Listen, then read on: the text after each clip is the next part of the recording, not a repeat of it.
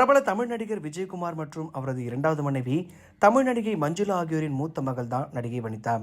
இவங்க தமிழ், மலையாளம், தெலுங்கு போன்ற தென்னிந்திய மொழி திரைப்படங்கள் நடித்து இவங்க 1995ஆம் ஆண்டு நடிகர் விஜய் நடித்த சந்திரலேகா என்ற திரைப்படத்தின் மூலிமா அறிமுகமானாங்க. நடன இயக்குனர் ராபர்ட்டின் முழு பெயர் ராபர்ட் ராஜாகும். ராபர்ட் தனது சினிமா வாழ்க்கையை குழந்தை நட்சத்திரமாக 1991 வெளியான அழகன் என்ற திரைப்படத்தில் மம்முட்டியின் மகனாக தொடங்கினார். அதனைத் தொடர்ந்து பல படங்களில் வில்லனாகவும் அவர் நடனமாடிய பாடல்களில் கேமியா ரோலும் நடிச்சிருக்காரு. மேலும் அவர் 2002ஆம் ஆண்டு விஜய் தொலைக்காட்சி ஒளிபரப்பான பிக் பாஸ் சீசன் 6 பங்கேற்று நாம் எல்லாருமே அறிஞ்ச விஷயம்தான். மேலும் ராபர்ட் மாஸ்டர் வத்திக்குச்சி வனிதாவின் கணவர் என்பது நம் அனைவருக்கும் அறிந்த ஒன்று. இவர்கள் இருவரும் லிவிங் டுகெதர் வாழ்க்கையில் வாழ்ந்துட்டு இருந்தாங்க. பின்னர் கருத்து வேறுபாடு காரணமாக ராபர்ட் மாஸ்டரை பிரிந்து விட்டார் வனிதா. அது மட்டும் இல்லாமல் ராபர்ட் மாஸ்டரும் வனிதாவும் இணைஞ்சு ஒரு படத்தில் கூட நடிச்சிருப்பாங்கன்றது குறிப்பிடத்தக்கது. நடிகை வனிதாவும் ராபர்ட் மாஸ்டரும் நடிக்கும் புதிய படத்தை பற்றிய குழுவினர் சொல்லியிருந்ததில் இந்த படத்தோட பெயர் மிஸ்டர் அண்ட் மிஸ்ஸஸ் என்றும் வனிதா ராபர்ட் காம்பினேஷன் என்பது ஆரம்பத்தில் ரியலாக இருந்த ஒன்று தான் சொல்லி கூறியிருப்பாங்க. மேலும் வனிதா பெயரை ராபர்ட் டாட்டு குத்தியிருந்ததும் 2 பேரும் சேர்ந்து நடித்ததெல்லாம் கோலிவுட்டில் எல்லாருக்குமே தெரிஞ்ச விஷயம். அதனைத் தொடர்ந்து படக்குழுவினர் ராபர்ட் மாஸ்டர் பிக் பாஸ் போனப்போ அந்த வாய்ப்பை வாங்கி தந்ததை வனிதா தான் சொல்லி அவரை சொல்லியிருக்காங்க.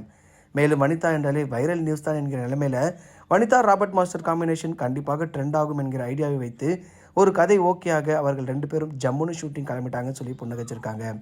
மேலும் இந்த படத்தில் வனிதாவின் அப்பாவாக ரவிகாந்தும் அம்மாவாக ஷக்கீலாவும் நடிக்கிறாங்களாம். இவர்களுடன் நடிகர் பிரேம்ஜி மற்றும் தெலுங்கு நடிகர் சுனில் ஆகியோர் நடிக்கிறாங்கன்னு சொல்லியிருக்காங்க. அதனைத் தொடர்ந்து வனிதாவின் மகள் ஜோதிகாவும் தயாரிப்பா பணியில் ஈடுபட்டிருக்காங்களாம். படத்தின் தயாரிப்பாளர் வனிதாவின் நண்பர் ஜேஷ் என்றும் தமிழ்நாட்டில் பிறந்து அவர் ஆஸ்திரேலியாவில் கட்டுமான பிஸ்னஸில் இருக்கும் தொழிலதிபர் என்றும் பகிர்ந்திருக்காங்க. இந்த ஒரு விஷயம் தான் சமூக வலைதளத்தில் வரலாக போயிட்டுருக்கு. வனிதா பொறுத்த வரைக்கும் அவங்க வாழ்க்கையில் கிட்டத்தட்ட 4 கணவரை சந்திச்சிருக்காங்க. அதில் மிக முக்கியமாக சொல்லணும் அப்படின்னா லிவிங் டுகெதரில் வாழ்ந்த ராபர்ட் தான் சொல்லணும். ஏன்னா ராபர்ட் கூட தான் அவங்க ரொம்ப நாளாக வாழ்ந்துட்டு இருந்தாங்க. அதை தாண்டி 2 பேரும் ஒரு படம் நடிக்கும்போது அந்த படம் பெருசாக ஹிட் ஆகலை. ஆனால் பிக் பாஸ்க்கு அப்புறம் வனிதாவுக்கும் நம்ம ராபர்ட்டுக்கும் நிறைய ஒரு ஃபேம் இருக்கிறதுனால அதை வச்சு இந்த படத்தை துவங்கலாம் அப்படின்னு சொல்லி ஜேஷ் பார்த்திங்கன்னா இந்த படத்தை ப்ரொடியூஸ் பண்ணுறாராம். அதைத் தொடர்ந்து இவர் ஆஸ்திரேலியா சம்பாதிச்ச மொத்த காசுமே இந்த படத்துக்காக போட போகிறாராம். இந்த படம் என்ன கதி ஆகும்னு சொல்லி எல்லாருமே ஒரு பக்கம் வச்சு செஞ்சிருந்தாலுமே கண்டிப்பாக இந்த படம் ஹிட் ஆகும் சொல்லி சில ரசிகர்கள் சொல்லிட்டு இருக்காங்க.